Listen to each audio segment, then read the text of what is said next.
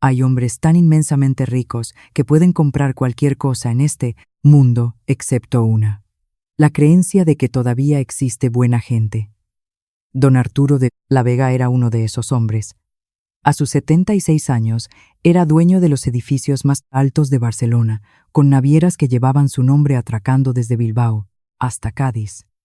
Y sin embargo, aquella tarde estaba sentado en la cavernosa biblioteca de su palacete en la zona alta de la ciudad, con los ojos cerrados, fingiendo dormir para tender una trampa. Un fajo de 5.000 euros en billetes había sido dejado descuidadamente sobre la mesa de nogal, al alcance de cualquiera que entrara. Había hecho esto docenas de veces, y ni una sola vez la humanidad había defraudado sus expectativas. La gente siempre lo cogía, siempre. Pero esta tarde, quien entró en la habitación no fue un adulto codicioso. Fue un niño de 7 años que calzaba unas zapatillas deportivas con las punteras rotas, temblando de frío. Y lo que el niño hizo a continuación agrietó el corazón que había estado congelado durante 20 años dentro de don Arturo de la Vega. Una grieta que nunca podría volver a reparar. Quédense conmigo hasta el final de esta historia, porque el desenlace, su testamento y última voluntad dejará sin palabras incluso a quienes llevan el apellido de la Vega. A menudo he pensado que la amargura no nace en un solo día.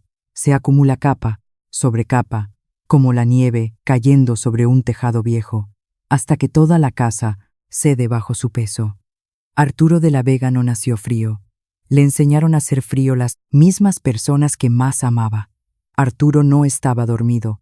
Sus ojos estaban cerrados con fuerza, su respiración era pesada y constante, su figura demacrada se hundía profundamente en el terciopelo burdeos de su sillón favorito.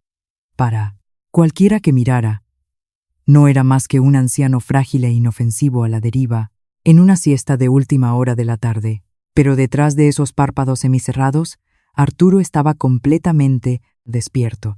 Su mente estaba aguda, calculadora y esperando. Este era un juego al que todavía jugaba, un hábito que llamaba la prueba de conciencia. Afuera, una inusual nevada de invierno caía suavemente más allá de los altos ventanales de cristal, extendiendo una fina manta blanca sobre el marchito jardín de rosas de la hacienda de la Vega.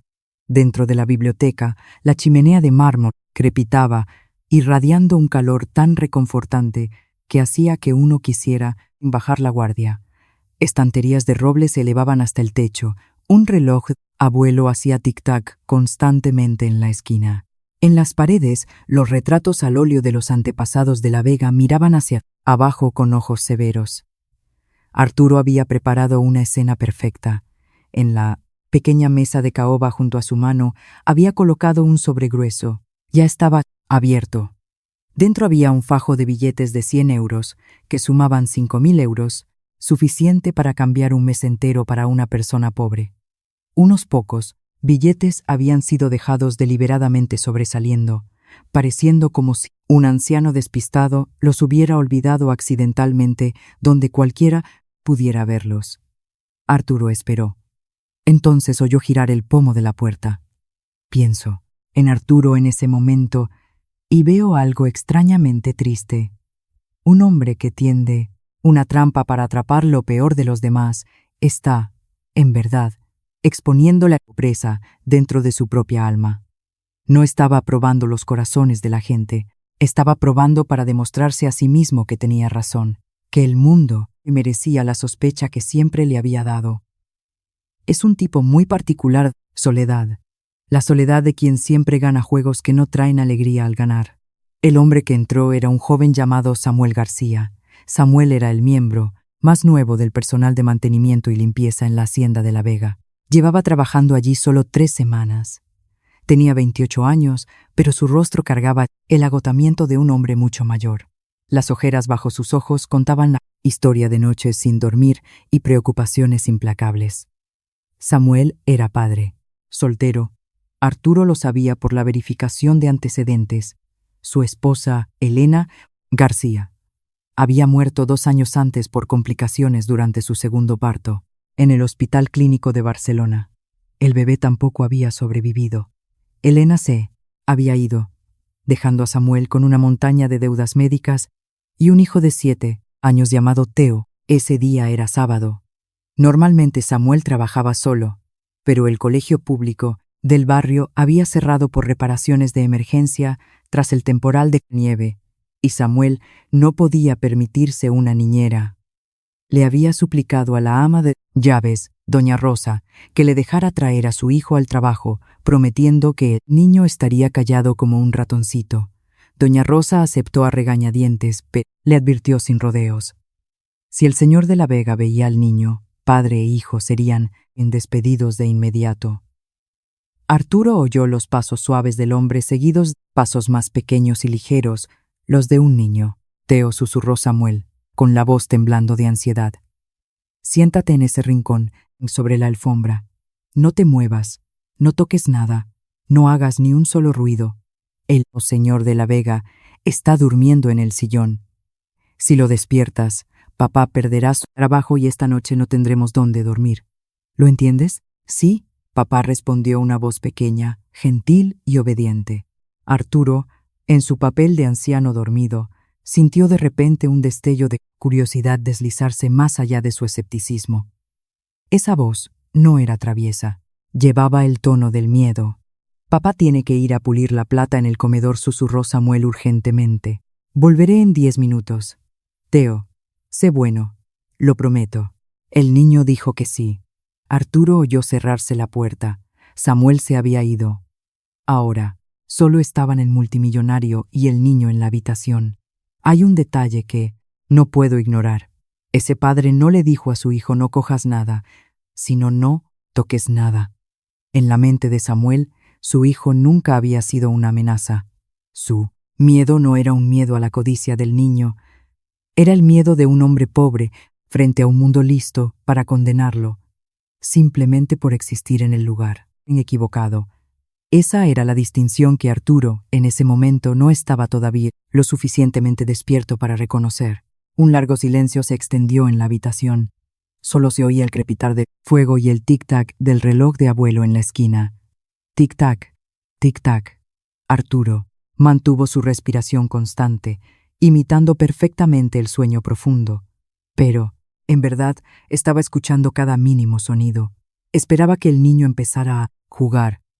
Esperaba el sonido de un jarrón rompiéndose o el roce sigiloso de pies, mientras Theo exploraba la riqueza que nunca se le había permitido tocar.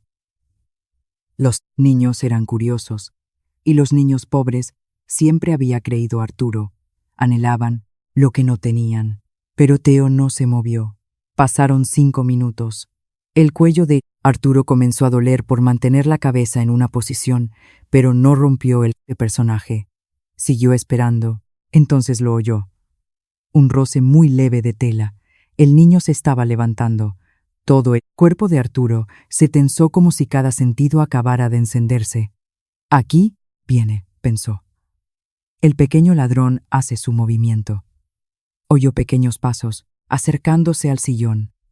Lentos, vacilantes, como si Theo estuviera sopesando cada paso. El niño se acercó más, y Arturo sabía exactamente que estaba atrayendo su mirada. El sobre. 5.000 euros allí tirados, a pocos centímetros de su mano, relajada. Un niño de 7 años sabía perfectamente qué era el dinero.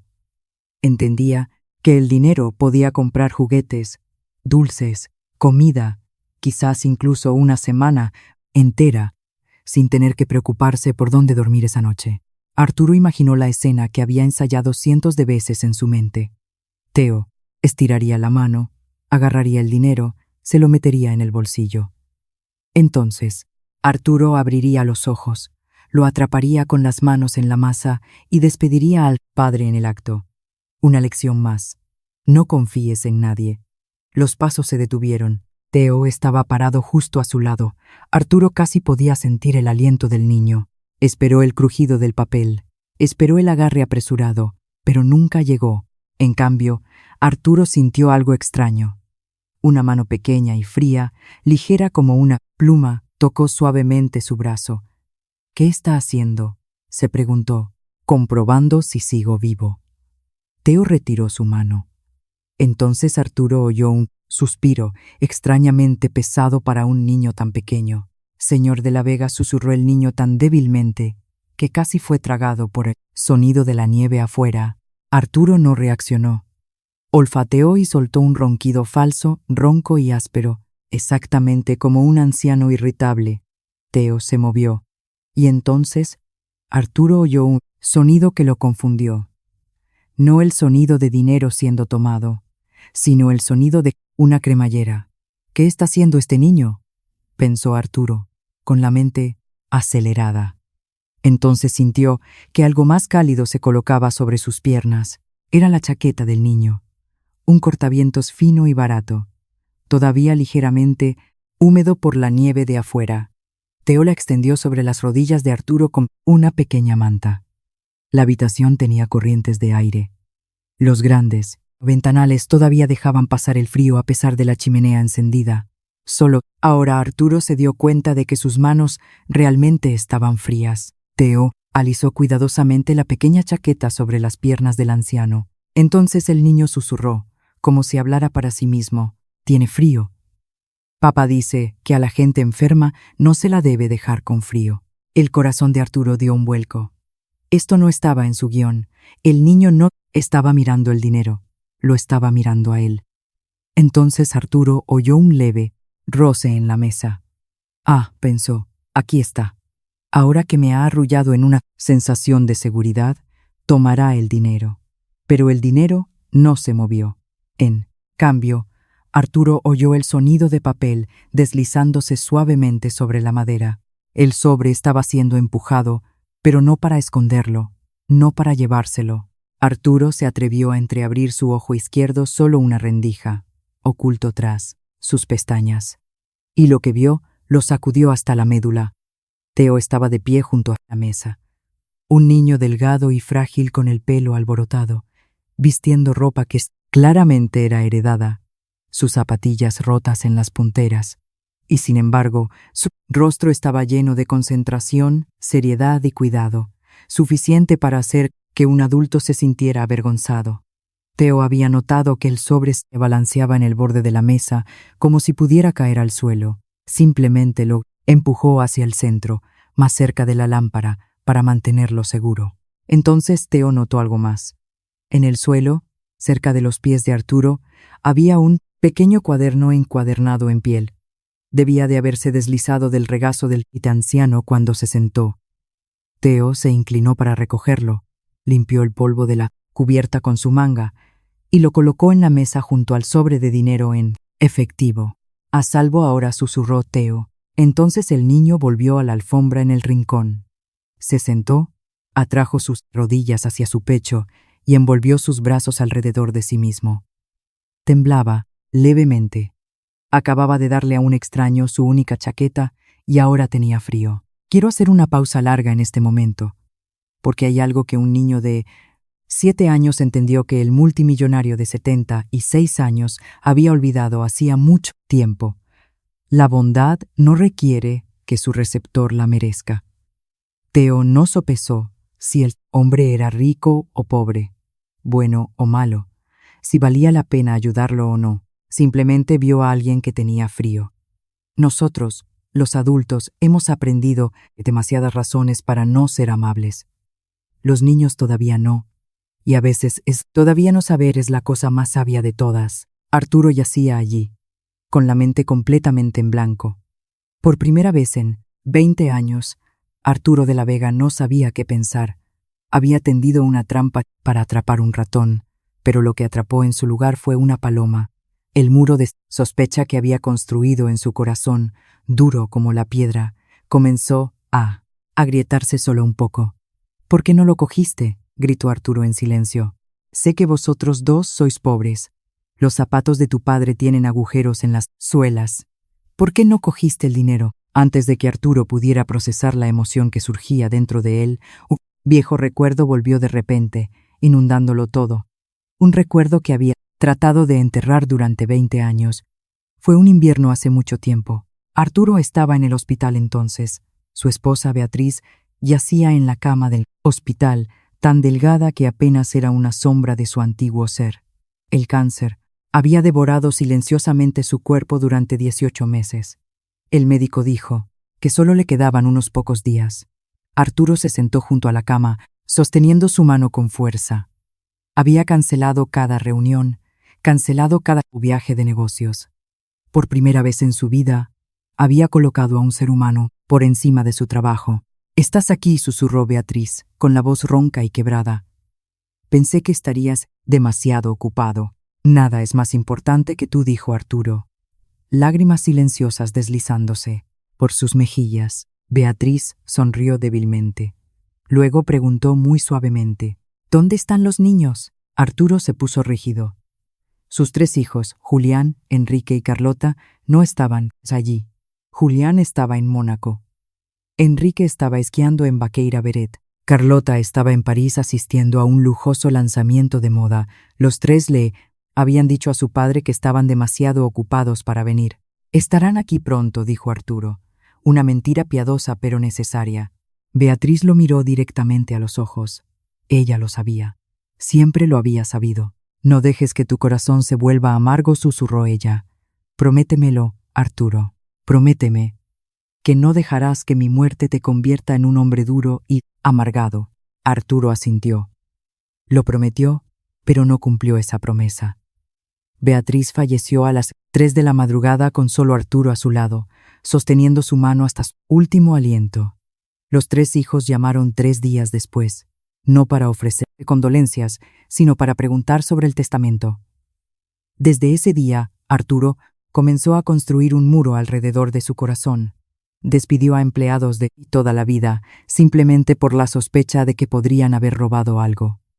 Dejó de creer en las explicaciones.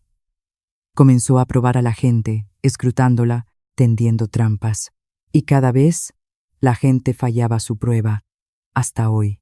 Hasta Teo. Creo que la promesa más difícil de cumplir es la que realmente queremos cumplir. Arturo no traicionó a Beatriz porque fuera un mal hombre. La traicionó porque el dolor era demasiado grande. Y porque la amargura, por extraño que parezca, es un refugio seguro. Cuando has llegado a creer que todo el mundo es horrible, entonces nadie puede decepcionarte nunca más. La amargura es la armadura de los corazones que una vez amaron demasiado profundamente. El problema es que esa armadura también mantiene el calor fuera. Antes de que Arturo pudiera terminar de procesar las emociones que surgían en su interior, la pesada puerta de la biblioteca se abrió de repente de nuevo. Samuel entró corriendo. Estaba jadeando, con el rostro pálido de terror. Claramente, había corrido todo el camino desde el comedor, sin atreverse a disminuir la plie y velocidad ni por un segundo. Los ojos de Samuel barrieron rápidamente la habitación. Primero miró hacia la alfombra en la esquina, donde Teo estaba sentado acurrucado, temblando sin su chaqueta.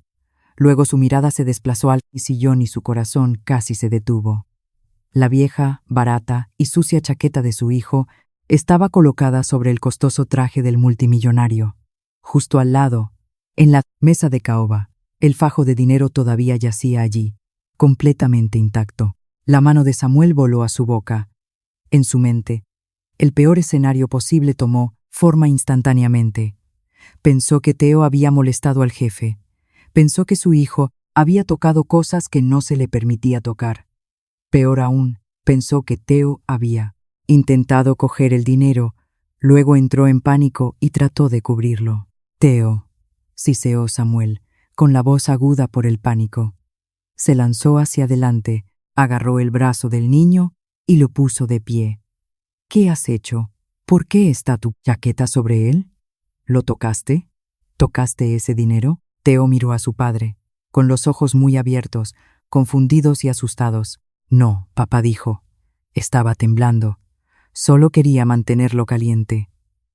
Y el papel estaba a punto de caerse, así que lo arreglé para que estuviera seguro. «¡Oh, Dios!», gritó Samuel, con lágrimas brotando. «Se va a despertar. Nos va a despedir. Te dije que no te movieras». En su pánico, Samuel quitó apresuradamente la chaqueta de las piernas de Arturo, con las manos temblando tanto que casi tiró la lámpara de mesa. Lo siento mucho», le susurró al hombre que estaba durmiendo, aunque estaba seguro de que el hombre no podía oírlo. por favor, no se despierte. Mientras retiraba la chaqueta, una imagen repentinamente estalló en la mente de Samuel, una que nunca podría borrar. Elena. 2 años antes. Hospital clínico. Una sala de partos inundada con las alarmas chillonas de las máquinas. Elena yacía en la cama, pálida, luchando por tomar respiraciones superficiales y frágiles después de una cesárea de emergencia fallida. Samuel agarraba la mano de su esposa. A su lado, en una pequeña cuna, estaba Teo, de 3 años, demasiado joven para entender lo que estaba pasando, sabiendo solo lo suficiente para llorar de miedo. «¿Vas a estar bien, verdad?», preguntó Samuel con la voz quebrada. «El médico dijo que estarías bien», pero Elena lo sabía. Sonrió débilmente, sus dedos helados apretándose alrededor de la mano de Samuel por última vez. «Prométeme», susurró ella. «Nunca dejes que nuestro hijo pase hambre o frío como yo lo pasé una vez. Él merece una vida mejor que la que tuvimos nosotros. Prométemelo». «Lo prometo», sollozó Samuel. «Haré todo lo posible. Él nunca sufrirá como nosotros». Elena cerró los ojos. La batalla con la hemorragia interna terminó 30 minutos después. Y ahora, de pie en esta lujosa biblioteca, viendo a Teo temblar sin su chaqueta, Samuel de repente se dio cuenta de una dolorosa verdad. Había fallado. No había protegido a su hijo como había prometido. Y ahora, el mismo acto de bondad de su hijo. La bondad que Elena les había enseñado a ambos estaba a punto de destruirlo todo. Hay una cruel ironía que no puedo evitar señalar. Samuel estaba aterrorizado por la mejor cosa que le había transmitido a su hijo. Le había enseñado a Teo a ser amable, exactamente como Elena había deseado, y ahora estaba horrorizado al ver a su hijo siendo amable. Esa es la tragedia de los pobres en un mundo duro. Se ven obligados a enseñar a sus hijos que la bondad es un lujo peligroso. Y Arturo, yaciendo allí fingiendo dormir, entendió por primera vez que él era quien había creado ese mundo. Arturo sintió que la chaqueta le era arrancada del cuerpo, y al mismo tiempo sintió el terror del padre. Irradiaba de Samuel como calor. Este no era el miedo de un hombre culpable. Este era el miedo de un padre al borde de perderlo todo por el acto de bondad de su hijo. Y en ese momento Arturo entendió una verdad escalofriante. Se había convertido en el monstruo que todos temían.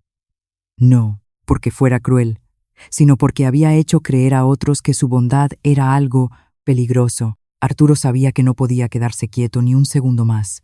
Era hora de despertar.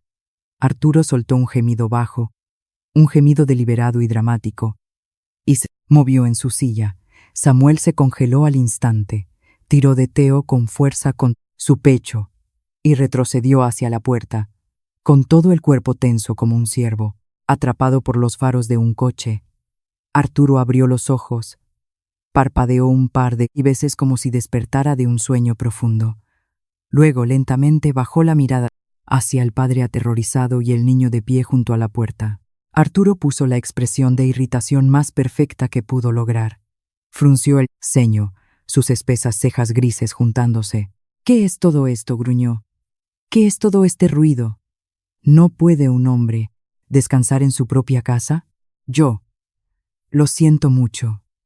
«Señor de la Vega», balbuceó Samuel, inclinando la cabeza.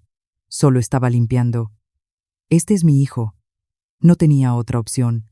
El colegio está cerrado. Nos iremos de inmediato. Por favor, no me despida. Llevaré al niño afuera. Necesito este trabajo». Arturo los miró a los dos. Su mirada se posó en el sobre con dinero, todavía exactamente donde Teo lo había empujado. Luego miró al niño. Teo estaba temblando, no de frío ahora, sino de miedo. Arturo se sentó derecho, extendió la mano, cogió el sobre y lo golpeó ligeramente contra su palma por costumbre. Samuel cerró los ojos con fuerza, preparándose para la acusación. «Chico». Teo se asomó desde detrás de la pierna de su padre. «¿Yo? Sí, señor. Ven aquí». Samuel apretó su agarre sobre los hombros del niño. «Señor». Él no quiso decir «ven aquí». Teo apartó suavemente las manos de su padre, caminó lentamente hacia el sillón, cada pequeño paso temblando, luego se detuvo justo frente a las rodillas de Arturo. Arturo se inclinó hacia adelante, con la cara a pocos centímetros del niño. Miró directamente a los ojos de Theo, buscando una mentira, buscando la codicia que estaba seguro existía en cada ser humano. «Pusiste tu chaqueta sobre mí, ¿verdad?» Theo tragó saliva. «Sí, señor». «¿Por qué?» «Soy un extraño, soy rico, tengo un armario entero lleno de abrigos de piel arriba. ¿Por qué me darías tu chaqueta?» Theo miró hacia sus zapatos rotos, luego volvió a mirar a Arturo, porque parecía tener frío. «Señor», respondió, «mi papá dice que cuando alguien tiene frío, le das una manta, incluso si es rico. El frío sigue siendo frío». Arturo se quedó quieto. El frío sigue siendo frío. Una verdad tan simple que era brutal. Creo que fue con estas mismas palabras que el muro dentro de Arturo se derrumbó. No porque fueran grandiosas, sino porque eran tan verdaderas. Toda su vida, Arturo había dividido el mundo entre los ricos y los pobres, los dignos y de confianza y aquellos de los que había que protegerse. Y un niño de 7 años acababa de borrar todas esas líneas con 5 palabras. El frío sigue siendo frío. El hambre sigue siendo hambre. La soledad sigue siendo soledad, ya sea que duerma sobre paja o sobre seda. Quizás la verdadera sabiduría no se trata de saber más, sino de recordar las cosas que ya sabíamos de niños. Arturo se volvió hacia Samuel. El hombre estaba conteniendo la respiración, como si una inhalación incorrecta pudiera hacer que todo colapsara. «¿Cómo te llamas?», preguntó Arturo, con la voz suavizándose un poco. «Theo, señor». Arturo asintió lentamente. Miró el sobre de dinero en su mano, luego echó un vistazo hacia la puerta abierta de la biblioteca. Un pensamiento, un plan, tomó forma silenciosamente. La prueba no había terminado. De hecho, solo acababa de comenzar. El niño había pasado el primer nivel, el nivel de la honestidad. Pero Arturo quería saber más. Quería saber si esto era simplemente un momento casual o si el niño realmente poseía un corazón de oro. Arturo deslizó el sobre en el bolsillo interior de su chaqueta. «Me despertaste», gruñó, volviendo a su acto irritado. «Odio que me despierten». Samuel soltó un sollozo ahogado. «Nos iremos, señor». «Alto». La voz de Arturo restalló en la habitación como un látigo. Samuel se detuvo, sin atreverse a dar otro paso. Se volvió, con el rostro drenado de todo color. «No he dicho que tengáis permiso para iros», gruñó Arturo. Levantó un dedo, tembloroso, y señaló el sillón. «Mira ahí». Samuel siguió su mirada. Sobre el terciopelo burdeos había una mancha oscura y húmeda donde había descansado la chaqueta mojada de Theo. «Mi sillón», dijo Arturo, con la voz goteando de falsa ira. «Terciopelo italiano, importado, 200 euros el metro. Y ahora está mojado, arruinado. Yo lo secaré de inmediato, señor. Traeré un paño. El agua mancha el terciopelo», mintió Arturo.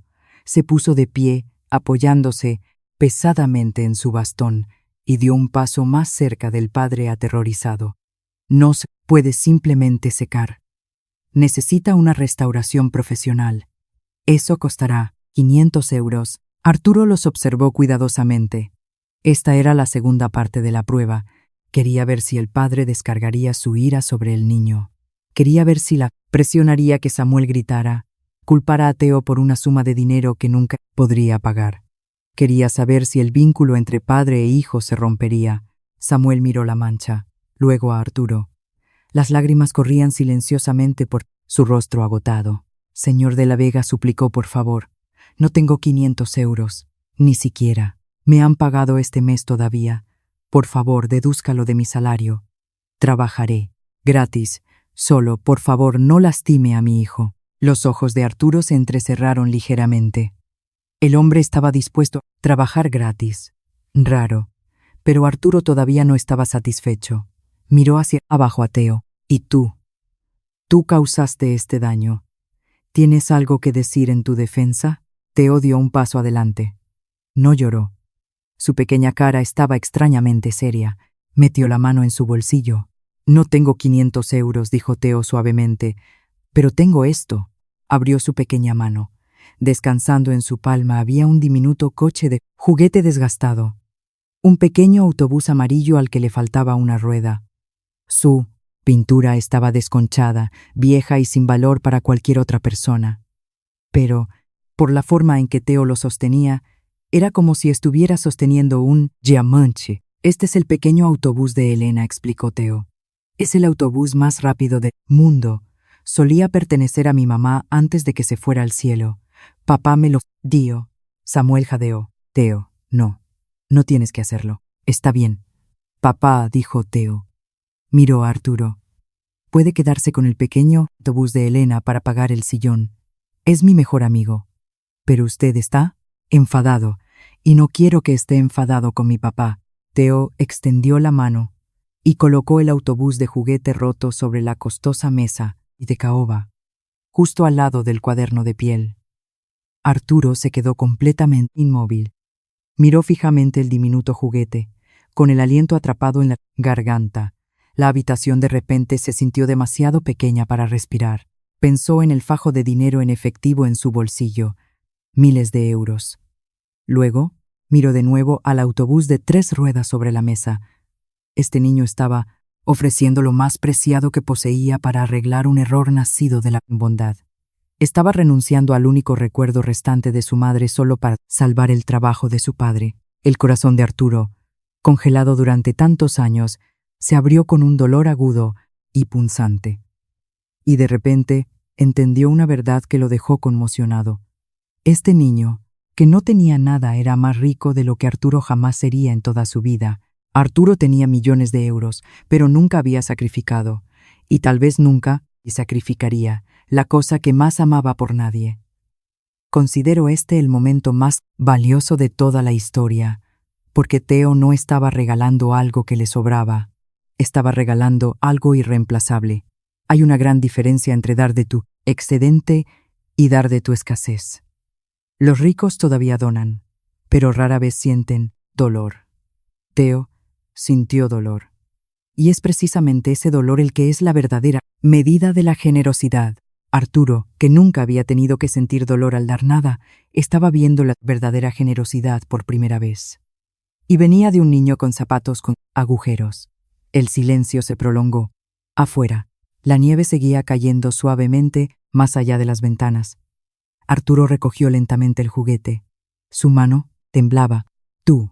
Su voz ya no gruñía, era apenas un susurro.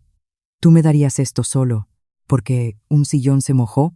«Sí, señor», respondió Teo. ¿Es suficiente?» Arturo cerró los ojos.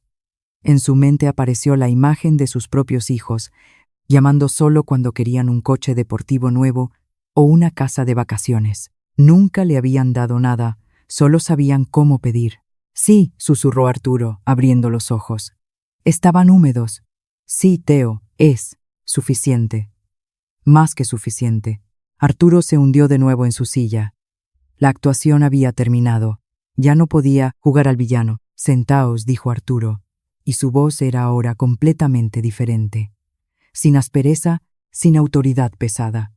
Era la voz de un anciano cansado y solitario. «Señor, he dicho que os sentéis», gruñó Arturo por costumbre, luego suavizó inmediatamente su tono. «Por favor, sentaos. No me miréis como si estuviera a punto de comeros». Samuel dudó unos segundos. Luego se sentó en el borde del sofá, instintivamente, atrayendo a Teo a su regazo. Arturo miró el juguete en su mano, su pulgar, girando suavemente las ruedas restantes, con los ojos distantes. «Tengo una confesión que hacer», dijo, todavía mirando al suelo. «El sillón no está dañado en absoluto, solo está mojado. En una hora estará seco». Samuel exhaló un aliento que había estado conteniendo demasiado tiempo.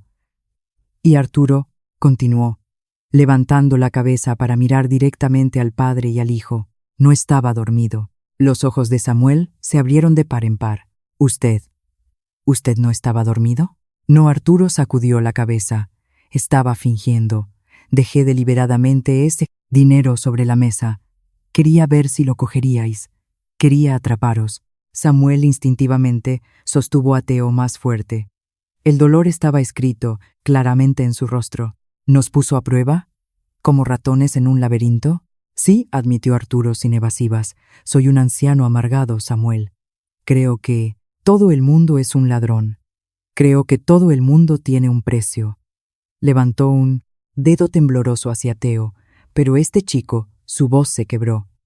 Él no cogió el dinero. Me cubrió con su chaqueta simplemente porque pensó que tenía frío. Y luego me ofreció el recuerdo de su madre. Arturo levantó una mano para secarse una lágrima que rodaba por su mejilla. No hizo ningún esfuerzo por ocultarlo. Perdí el rumbo, susurró. Tengo todo el dinero del mundo, y sin embargo soy pobre. Y tú no tienes nada, y sin embargo has criado a un rey. Quiero hacer una pausa en un pequeño detalle en este momento. Cuando Arturo confesó, es fácil centrarse solo en la reacción de Samuel, el dolor, el desconcierto de un adulto que acaba de enterarse de que estaba siendo puesto a prueba. Pero creo que la reacción del niño es la que importa, porque Teo no podía comprender el concepto de una prueba. En su mundo, nadie finge tener frío para atrapar a otra persona. Teo miró a Arturo, sus pequeñas cejas frunciéndose en confusión. ¿Así que estaba fingiendo tener frío, señor? Arturo abrió la boca para responder, pero Teo continuó, con la voz inocente. Pero sus manos realmente estaban frías. La sentí. Arturo se quedó quieto. Era verdad. Sus manos realmente habían estado frías. Había tendido una trampa falsa, pero el frío era real, la soledad era real, y la bondad del niño también era real. El niño había tocado una verdad que Arturo no había anticipado. No estaba actuando como un hombre que necesitaba ser recalentado, era el hombre que necesitaba ser calentado. Quizás eso es lo más aterrador para hombres como Arturo. Montan tantas actuaciones para que nadie vea la verdad. Pero a veces un niño con su torpe honestidad ve directamente a través de todas ellas. Teo no se dejó engañar por el acto porque no le importaba el acto, solo le importaba la mano fría. Y eso resultó ser lo único que importaba. Arturo se puso de pie. Caminó hacia la chimenea. Respiró hondo como si reuniera lo último de su coraje. Luego se volvió hacia el padre y el hijo. La prueba ha terminado, declaró Arturo, y la habéis pasado, ambos. Metió la mano en el bolsillo de su chaqueta, sacó el grueso sobre de dinero, paró frente a Samuel y se lo tendió. Samuel sacudió la cabeza con firmeza. No, señor. No quiero su dinero. Solo quiero trabajar. Quiero ganarme la vida, honestamente. Cógelo, insistió Arturo. Esto no es caridad. Es una recompensa. El pago por la lección que tu hijo acaba de enseñarme. Suavizó su voz. Por favor, cómprale al niño un abrigo abrigado, un par de zapatos nuevos, y cómprate una cama que no te haga doler la espalda cada mañana. Cógelo. La mano de Samuel tembló mientras extendía la mano y aceptaba el sobre. Gracias, señor de la Vega. De verdad, gracias. No me des las gracias todavía, respondió Arturo. Y una pequeña sonrisa genuina, la primera en muchos años, tocó sus labios. Tengo una propuesta de negocios para Teo. Teo levantó la vista, sus ojos iluminándose. ¿Para mí? Sí, dijo Arturo. Levantó el pequeño autobús. Me quedaré con el pequeño autobús de Elena. Es mío ahora. Me lo diste para saldar la deuda. La cara de Teo parpadeó con tristeza, pero Arturo continuó. No puedo conducir un vehículo con solo 3 ruedas. Necesito un mecánico, alguien que me ayude a arreglar cosas por aquí, y alguien que me ayude a arreglarme a mí mismo. Arturo se arrodilló, un movimiento que envió un dolor agudo a través de sus rodillas envejecidas, para poder estar al nivel de los ojos del niño de 7 años. Teo dijo suavemente, ¿te gustaría venir aquí todos los días después de colegio?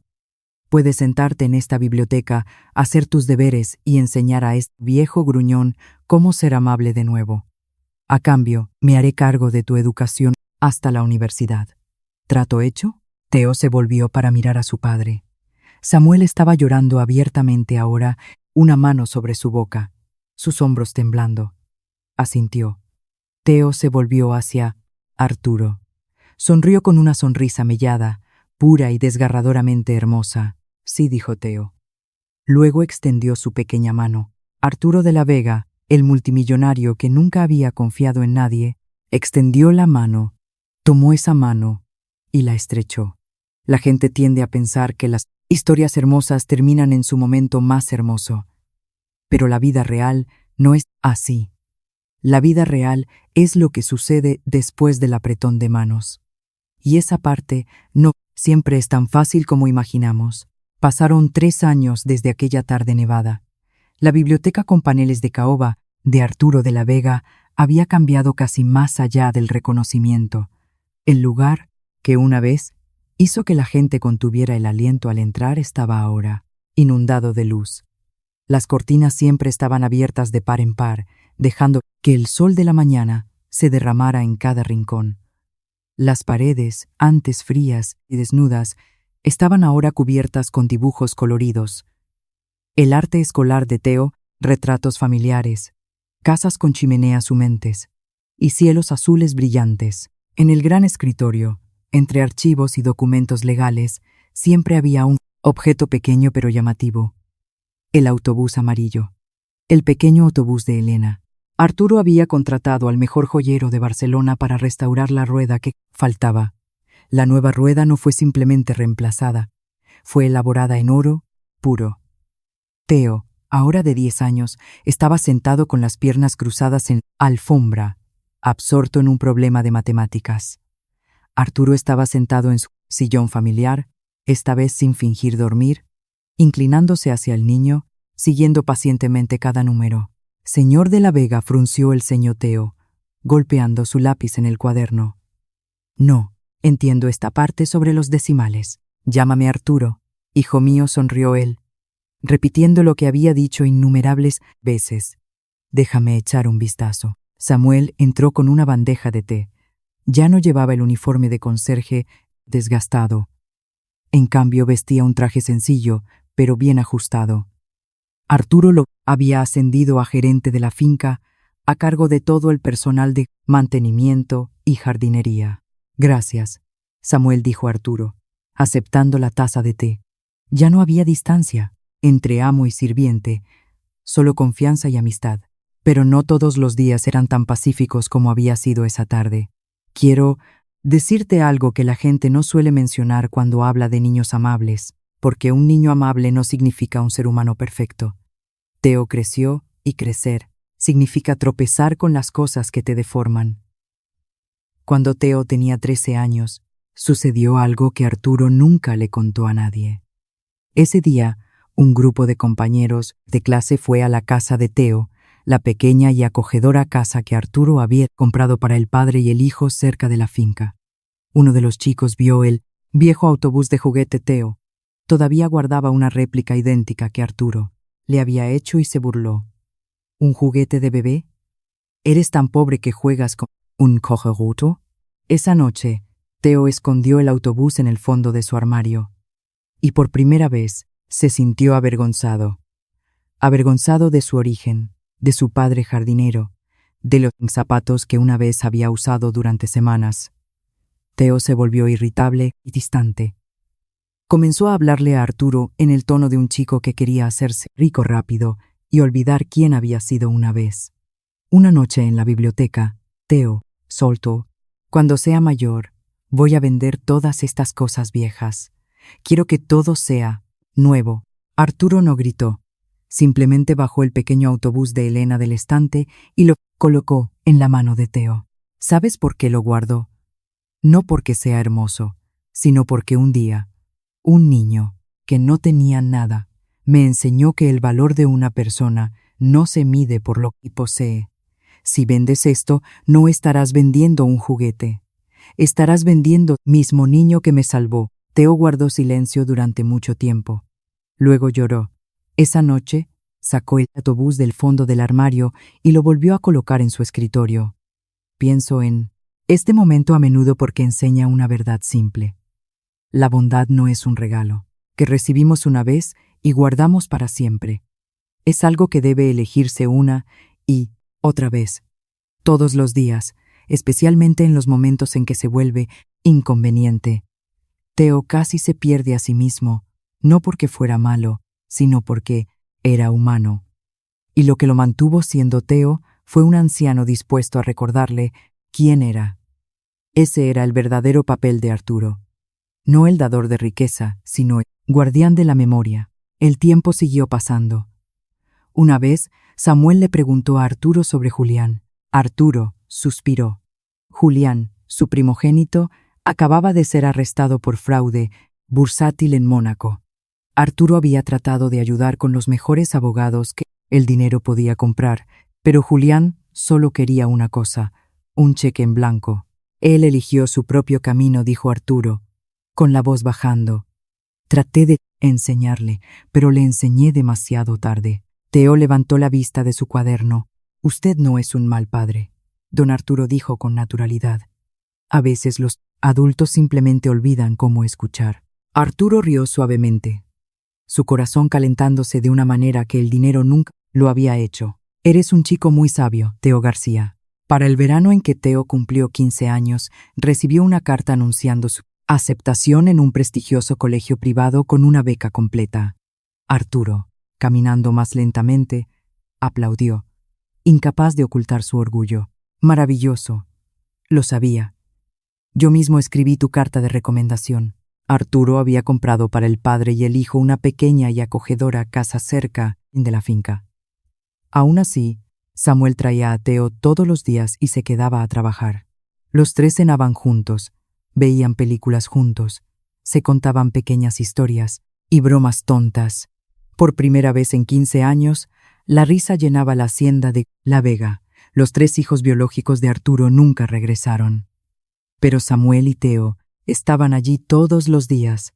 Le habían dado algo que las pinturas al óleo y los libros raros nunca pudieron. Una familia. Una mañana de invierno cuando Theo tenía 14 años, doña Rosa, la ama de llaves, estaba a punto de limpiar el viejo sillón de terciopelo burdeos. Arturo la Arturo. Detuvo. Deja esa marca, dijo él. Doña Rosa parecía desconcertada. En el terciopelo todavía había una leve mancha, húmeda que se había desvanecido con los años. El rastro de la chaqueta mojada de un niño hace mucho tiempo. Señor, esa mancha. Esa no es una mancha, interrumpió Arturo, con la voz extrañamente gentil. Ahí es donde un niño me cubrió con su chaqueta. Le mentí diciéndole que la marca había arruinado un sillón de 500 euros. La verdad es que salvó algo mucho más valioso. Déjala ahí. Es la cosa más preciada en esta habitación. Me encanta este detalle porque dice mucho sobre Arturo. 10 años después, una pequeña mentira, al principio solo un truco para probar el corazón del padre, ahora había sido guardada por él como una especie de monumento. Porque las personas que realmente cambian tienden a hacer una cosa: convierten las viejas cicatrices en hitos. Arturo no limpió la marca húmeda, así como no borró su pasado amargo. Lo guardó no para atormentarse, sino para recordar que fue desde ese mismo punto que había sido salvado. Hay algunas manchas que debemos conservar. Nos recuerdan que una vez fuimos perdonados. Luego llegó el otoño en que Theo tenía 16 años. Un leve ataque al corazón puso a Arturo en el hospital universitario para observación. Theo se sentó junto a la cama, sosteniendo su mano. Tengo miedo. Don Arturo susurró Theo. No tengas miedo, respondió Arturo. No voy a ir a ninguna parte todavía. Todavía tengo que esperar hasta que te gradúes de la universidad.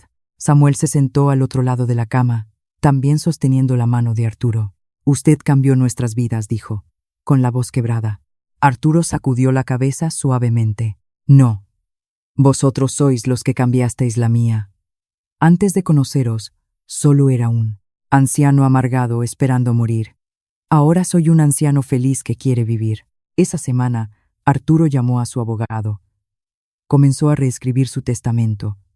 Y, luego, exactamente 10 años, desde el día en que Theo había puesto la chaqueta, sobre sus piernas, una primavera, un Theo de 17 años estaba de pie ante las puertas de una universidad, donde acababa de ser aceptado con una beca completa. El traje a medida que llevaba era un regalo de cumpleaños de Arturo. Arturo, ahora apoyado en su bastón a su lado, tenía los ojos brillando, orgullo indisimulado. «Lo lograste, hijo mío». No solo yo, Teo, sacudió la cabeza. «Lo logramos. Usted fue quien creyó en mí cuando nadie más lo hizo». Arturo lo atrajo en un abrazo. «Te quiero como a mi propio hijo, Teo. Lo sabes, ¿verdad?» «Yo también le quiero, don Arturo». Samuel estaba cerca, levantando su cámara. Ya no era un conserje, ahora era el director ejecutivo de la Fundación de la Vega, la organización benéfica Arturo había establecido para ayudar a familias monoparentales como la suya. Había sido una vez. «Vosotros dos, quedaos quietos». «Dejadme tomar una foto», dijo Samuel, sonriendo a través de las lágrimas. Arturo y Teo estaban uno al lado del otro, con las manos en los hombros del otro. No eran abuelo y nieto por sangre, pero eran familia el uno para el otro, por elección, y ese es el tipo de familia más fuerte de todos. Pasaron otros 3 años. Esa primavera, la hacienda de la Vega estaba llena una vez más, pero no había música, ni vino, ni la risa educada de las fiestas lujosas. La atmósfera en la casa era pesada y solemne. Esta no era una celebración, sino una reunión final. Arturo de la Vega había fallecido pacíficamente mientras dormía 3 días antes. Murió en ese mismo sillón de terciopelo Burdeos. El sillón donde 10 años antes una pequeña prueba había cambiado toda su vida. Quiero hacer una pausa en el momento del fallecimiento de Arturo. En su última noche, como relató más tarde doña Rosa Teo, que para entonces estaba fuera en la universidad, había llamado a casa. Arturo se sentó en ese sillón, el pequeño autobús de Elena, con su rueda dorada descansando en la palma de su mano. Le dijo una sola frase a Teo por teléfono, luego colgó y se quedó dormido. Esa frase fue: «Gracias por ver que tenía frío». A la mañana siguiente lo encontraron todavía sentado allí, el autobús en su mano, su rostro en paz, sin largas explicaciones, solo un anciano, un sillón y un juguete que una vez le había salvado la vida. Creo que hay algunos finales que no necesitan lágrimas ruidosas. La paz a veces es la cosa que más nos hace llorar. En la espaciosa biblioteca, abogados, ejecutivos de negocios y figuras influyentes del mundo financiero llenaban las filas de sillas. Cerca de la ventana, un joven estaba de pie en silencio, mirando hacia el jardín cubierto de una inusual nieve de primavera. Teo, ahora de 20 años, alto y sereno con un rostro brillante y un traje perfectamente confeccionado, miraba hacia el jardín, donde Samuel, ahora de 41 años, estaba reorganizando tranquilamente las macetas como si tratara de mantener todo ordenado, todo hermoso, una última vez. Los 3 hijos biológicos de Arturo también estaban presentes: Julián, Enrique, Carlota. Se sentaron en el lado opuesto de la habitación, claramente separados de todos los demás. Sus ojos seguían lanzando miradas a sus relojes. Susurraban entre ellos sobre vender la mansión, sobre las empresas, sobre cómo se dividirían los activos. No parecían afligidos, parecían impacientes. El abogado Martínez se aclaró la garganta y comenzó a leer la última voluntad y testamento de Arturo de la Vega. A mis hijos leyó, lentamente: «Os dejo los fondos fiduciarios que se establecieron para vosotros al nacer. Nunca me visitasteis sin mencionar dinero, así que asumo que el dinero es todo lo que siempre quisisteis.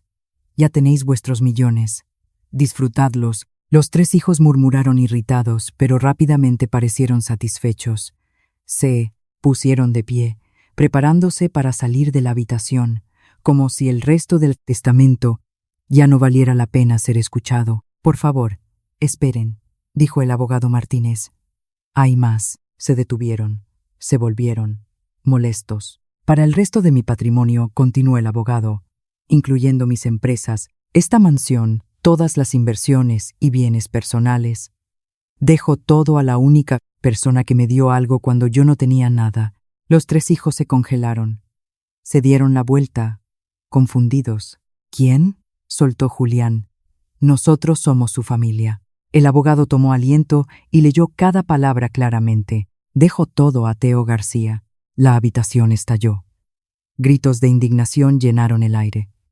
Los dos hijos señalaron a Teo. Él, el hijo del jardinero. Esto es una broma. Manipuló a nuestro padre. Teo no se movió. No dijo nada. Simplemente se quedó quieto, sosteniendo un pequeño objeto en su mano, su pulgar frotando inconscientemente su superficie familiar. El abogado levantó la mano pidiendo orden. El señor de la Vega dejó una carta explicando esta decisión. Me instruyó que la leyera en voz alta. Desdobló la carta manuscrita. Su voz era lenta y firme mientras la habitación se calmaba gradualmente. A mis hijos y al mundo. Medís la riqueza en oro y propiedades. ¿Creéis que dejé todo a Teo porque había perdido la razón? Estáis equivocados. Estoy pagando una deuda. Hace 10 años, en una tarde de sábado cubierta de nieve, yo era un mendigo en espíritu. Estaba frío, solo y vacío. Un niño de 7 años me vio temblando. No vio a un multimillonario, vio solo a un ser humano. Me cubrió con su única chaqueta. Protegió mi dinero cuando fácilmente podría haberlo tomado, pero la mayor deuda fue pagada cuando me ofreció la cosa más preciada que poseía. Un autobús de juguete roto, para salvar a su padre de mi ira. Ese día me enseñó que el bolsillo más pobre todavía puede contener el corazón más rico. Salvó de morir como un hombre amargado y odioso. Me dio una familia. Me dio 10 años de risas, ruido y amor. Así que le dejo mi patrimonio. Es un pequeño intercambio, porque él me devolvió mi propia alma. El abogado dobló la carta. Miró a Teo. Teo dijo suavemente: el señor de la Vega deseaba que recibieras esto antes que pudiera presentar la caja de terciopelo. Carlota, la única hija, se puso de pie de un salto, con la cara enrojecida. Somos sus hijos biológicos. Llevamos la sangre de la Vega, y él es solo el hijo de un jardinero. Teo se volvió lentamente hacia ella. Sus ojos no tenían ira, solo una extraña y firme calma. Pero yo llevo su corazón, dijo Teo en voz baja. Y durante 10 años estuve allí para él. ¿Dónde estabais vosotros? Carlota se calló. Pensé durante mucho tiempo sobre estos 3 hijos, porque no son simplemente villanos unidimensionales.